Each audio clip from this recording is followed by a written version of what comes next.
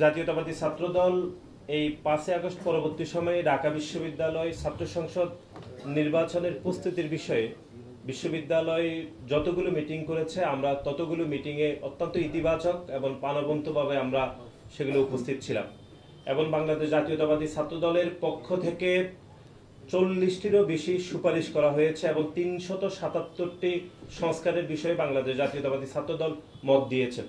কিন্তু অত্যন্ত দুর্ভাগ্যজনকভাবে আমরা যেটি লক্ষ্য করলাম সেটি হচ্ছে এই 40টি সুপারিশের মধ্যে মাত্র 3 থেকে 4টি, তাও অন্য ছাত্র সংগঠনের সাথে এগুলো খুব কমন হয়েছিল, সেজন্য 3 থেকে 4টি সুপারিশ ঢাকা বিশ্ববিদ্যালয় কর্তৃপক্ষ এটি গৃহীত করেছে। আর আমাদের 377টি সুপারিশের বিপরীতে মাত্র 1 থেকে 1.5% সুপারিশ গৃহীত হয়েছিল। এর মধ্যে আপনারা জানেন যে ঢাকা বিশ্ববিদ্যালয়ের যিনি সভাপতি হন তিনি দীর্ঘদিন ধরে এটি একটি অনির্বাচিত সভাপতি, চাইলেই নির্বাচিত সংসদকে যে কোনো সময় বাতিল করতে পারেন বা বিলুপ্ত করতে পারেন। সেজন্য বাংলাদেশ জাতীয়তাবাদী ছাত্রদলের পক্ষ থেকে এই বিষয়ে সুস্পষ্ট আমাদের প্রস্তাবনা ছিল, অন্তত ঢাকা বিশ্ববিদ্যালয়ে যিনি সভাপতি হবেন তিনি যেন অবশ্যই নির্বাচিত হন। কিন্তু আমরা দেখলাম যে বাংলাদেশ জাতীয়তাবাদী ছাত্রদলের 40টিরও বেশি সুপারিশ থেকে মাত্র 3 থেকে 4টি এবং 377টি সংস্কার থেকে মাত্র 1 থেকে 1.5% সুপারিশ আসলে সংস্কার গৃহীত হয়েছে।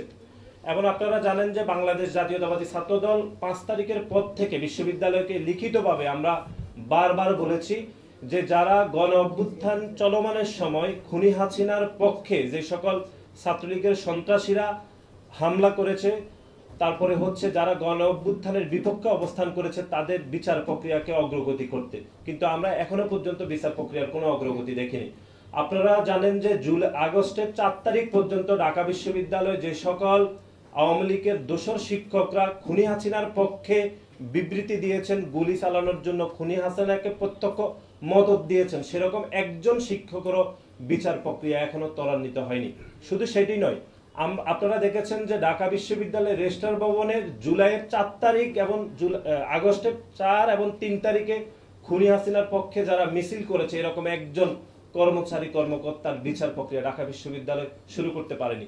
সুতরাং এই যে যাবতীয় প্রতিটি পদক্ষেপকে নেতিবাচকভাবে গ্রহণ করে যে ছাত্র সংসদের তারিখ ঘোষণা করা হয়েছে, তারপরও আমরা সেই তারিখকে আমরা ইতিবাচকভাবে দেখছি। এই জন্যই দেখছি কারণ আমরা মনে করি যে শিক্ষার্থীরা জুলাই এবং আগস্টের যে গণ অভ্যুত্থানে অংশগ্রহণ করেছে সেই গণ অভ্যুত্থানে একটি স্পিরিট ছিল একটি ছাত্র সংসদ নির্বাচন করতে হবে, কিন্তু একই সাথে যারা জুলাই এবং আগস্টের গণ অভ্যুত্থানের সরাসরি অংশীদার ছিল তাদের এরকম একটি সুপারিশকেও উল্লেখযোগ্যভাবে আমলে না নিয়ে খুনি সংগঠন ছাত্রলীগের বিচার প্রক্রিয়ার অগ্রগতি না করে, আওয়ামী লীগ দোষর শিক্ষকদের বিচার না করে, ঢাকা বিশ্ববিদ্যালয়ের কর্মকর্তাদের বিচার প্রক্রিয়ার কোন রকম ত্বরান্বিত না করে এরকম ডাকসু যদি হয়, সে ডাকসু কতটুকু শিক্ষার্থীদের কল্যাণকর হবে সেটি আসলে সময় বলে দিবে বলে আমরা মনে করি।